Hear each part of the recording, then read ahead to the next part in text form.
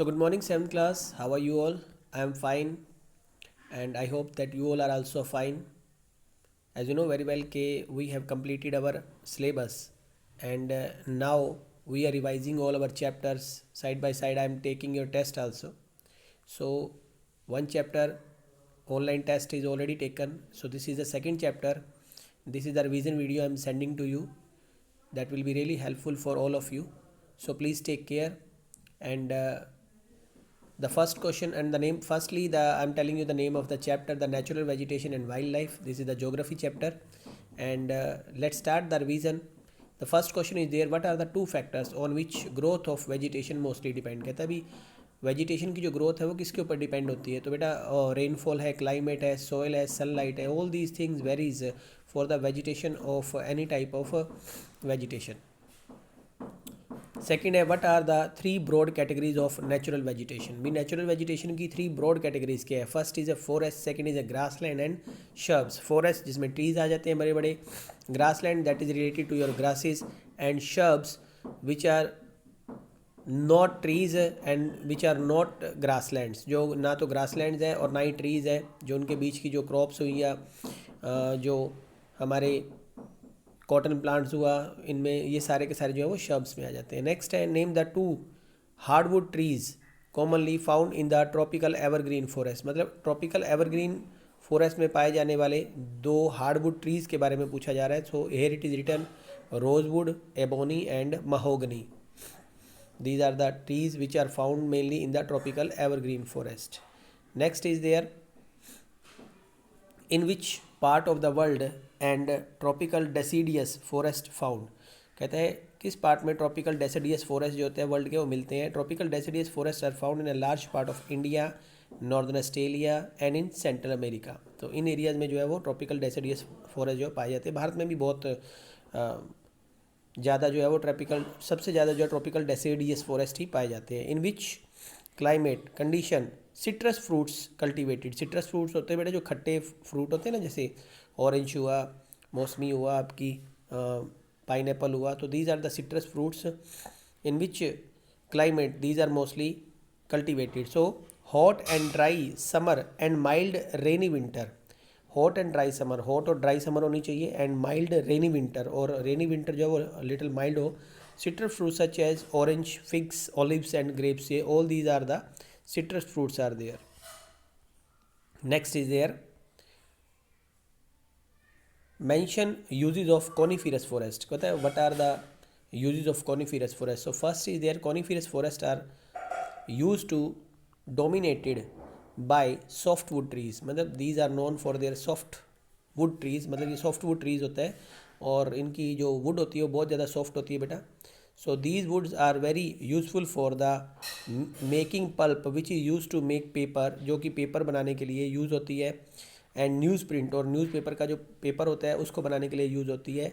Match box, लकड़ी जो माचिस की तीली होती है उसको बनाने के लिए, and packing boxes are also made from the soft wood and from all these coniferous forest. Next है, in which part of the world seasonal grassland found. मतलब सीजनल ग्रासलैंड कौन से, दुनिया के कौन से हिस्से में सीजनल ग्रासलैंड जो है पाए जाते हैं? World seasonal grassland are found in the places are extremely cold. जो बहुत ही ठंडे एरिया है वहाँ पर जो है वो सीजनल ग्रासलैंड जो है वो पाए जाते हैं, बिकॉज ठंड ज़्यादा पड़ती है, धूप कम होती है, तो जो ट्रीज़ या कह लीजिए हम जो प्लांट्स होते हैं वो ग्रेट हाइट तक नहीं पहुँच पाते. This type of grassland are found in northern Europe. ये नॉर्थ यूरोप में, एशिया और नॉर्थ अमेरिका के अंदर पाए जाते हैं. Next is some additional questions are there. Name the three types of trees of tropical to tropical evergreen forest. मतलब tropical evergreen forest के हमने ट्रीज बताने हैं, that is rosewood, ebony and mahogany. Name the three economical important trees of monsoon forest. Monsoon forest जो बारिश के, जहाँ बारिशें ज़्यादा होती है, बारिश में उगने वाले जो सबसे ज़्यादा ट्रीज़ है उसमें teak, sal, palash and bamboo.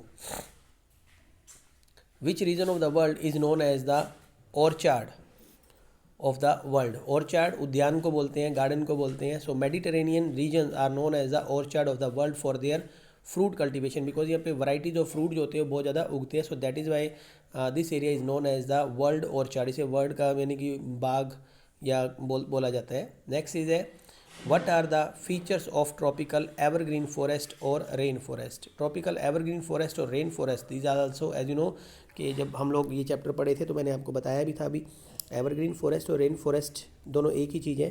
तो इनमें वो पूछ रहा है भी क्या इनकी फीचर्स होती है। कहते हैं these forest are found in the areas with an annual rainfall of 200 और मोर देन, मतलब जहाँ 200 या 200 से सेंटीमीटर से ज़्यादा बारिश होती है वहाँ there evergreen forest are found. The height of the trees are about 60 metre and about, 60 metre से ऊपर लगभग ट्रीज़ की हाइट हो जाती है। There is a no particular time to shed their leaves of these trees. इन पेड़ों के लिए कोई पर्टिकुलर टाइम नहीं होता ट्रीज़ को शेड करने, अपने लीव्स को गिराने का। These forest have hardwood trees, इनकी ट्रीज़ की जो वुड होती है वो बहुत हार्ड होती है। Ebony, mahogany, rosewood etcetera are the important trees. ये कुछ इंपॉर्टेंट ट्रीज़ है बेटा। एंड नेक्स्ट चीज़ है explain the chief characteristic of tropical deciduous forest. अब डेसिडियस फॉरेस्ट की कुछ करेक्टरिस्टिक के बारे में पूछा जा रहा है। तो देखिए क्या these forest are also known as the monsoon forest. इनको मानसून फॉरेस्ट बोला जाता है क्योंकि मानसून की बारिश में ये ज़्यादा उगते हैं, ग्रो करते हैं। These are found in areas an annual rainfall of 70 to 200 centimetre of rain centimetre, मतलब 70 से 200 सेंटीमीटर जहाँ बारिश होती है इसके बीच में जो है ज़्यादातर ये पाए जाते हैं। इंडिया में बहुत बड़े एरिया में डेसिडियस फॉरेस्ट पाए जाते हैं। These trees have a particular time to shed their leaves in dry season, मतलब ड्राई सीजन में इनके पेड़ों के जो पत्ते होते हैं वो झड़ जाती है और खाली से दिखाई देते हैं। पेड़ जो होते हैं वो फिर नए लीव्स उन पे आते हैं। Sheesham, sandalwood, sal are the important trees. The height of these trees is about 50 to 60 metre, लगभग 50 से 60 मीटर के बीच में इनकी हाइट होती है। Tiger, lion, monkey etcetera are the common animals. Explain the tropical features of the thorny forest. As the name itself is telling the thorny forest, कांटेदार जो forest है या जंगल है जिनको पेड़ होते हों। क्या these forest are found the areas having annual rainfall of less than 70 centimetre, 70 centimetre से भी जहाँ कम बारिश होती है, ऊपर नहीं, इससे कम बारिश होती है। The roots of these plants are long into deep into earth, मतलब इनकी जो जड़ें होती हैं धरती में बहुत गहरे तक होती है क्योंकि वाटर की सर्च में वहाँ पहुँच जाती हैं। The leaves of many plants are tiny waxy, इनकी जो पत्ते होते हैं बड़े छोटे छोटे होते हैं, उन पर वैक्स कोटेड सी होती है और लेदरी लुक सी होती है। The animals that are found in the lizard, snake, camel etc. are the common animals. These are found in this thorny forest. The height of the plants are about just 30 metre, लगभग 30 metre के करीब जो है वो, उससे भी कम जो होती है 30 मीटर के नीचे ही होगी जो हाइट होती है इनकी। Why are the tropical evergreen forest in Brazil called the lungs of the earth, मतलब ब्राज़ील के अंदर जो आपने नाम सुना होगा अमेजोन के जो जंगल है, why they are called the lungs of the earth. The tropical evergreen forest in Brazil are so extensive, ये इतने ज़्यादा हैं that they produce enough oxygen which can be use by all the living being, मतलब धरती के सभी इतनी ज़्यादा ऑक्सीजन वो प्रोड्यूस करते हैं क्योंकि वो बहुत ज़्यादा एरिया में बहुत ज़्यादा घने हैं। So that is why these forest are also known as the lungs of the earth, इनको लंग्स ऑफ अर्थ बोला जाता है। Which type of forest dominates most part of the India, सबसे ज़्यादा इंडिया के हिस्से के ऊपर, यानी कि इंडिया के जोग्राफिकल एरियाज़ के ऊपर सबसे ज़्यादा कौन से टाइप्स ऑफ फॉरेस्ट है। So as I have already told to you कि these are the tropical deciduous forest और मॉनसून फॉरेस्ट। ये डेसिडियस फॉरेस्ट को मॉनसून फॉरेस्ट भी बोला जाता है। Last but not the least, how can we conserve the flora and fauna, मतलब flora क्या होता है यदि आप ये भी बताइएगा मुझे। Flora that is related to your plant kingdom and fauna that is related to your animal kingdom.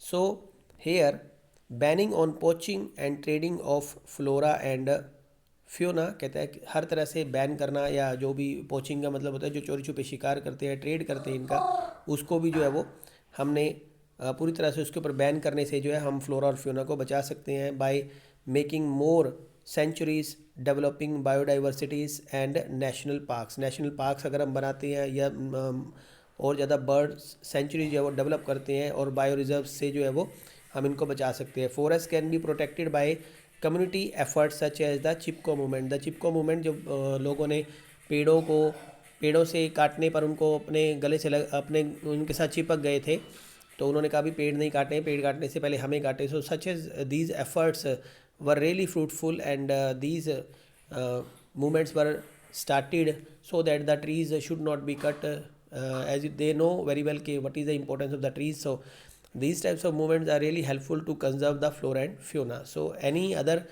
Thing is there that you are unable to understand, कोई और चीज़ आप समझ नहीं पाए, then you can make a call to me. So this was the revision of all the question answer of the chapter. Thank you. Have a nice day.